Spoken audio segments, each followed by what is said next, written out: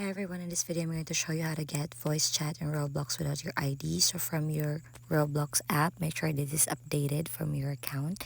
And then we're going to go to our settings.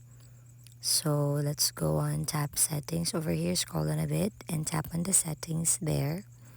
Then under settings, you will be tapping or seeing this account info.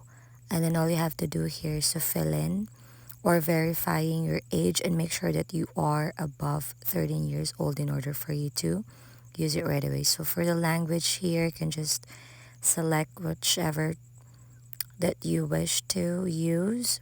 And then once you have chosen a language, then you can now this prompt that unsupported language, then you may just tap OK if you wish to.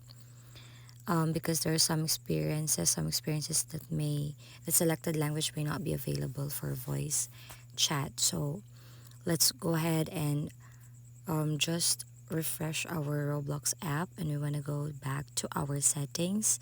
So let's just tap our profile and go to the setting once more there, and then go to account info, and hopefully it will reflect already on your end in here. So you have to wait for a couple of hours or weeks for Roblox to verify and for it to be available on your account.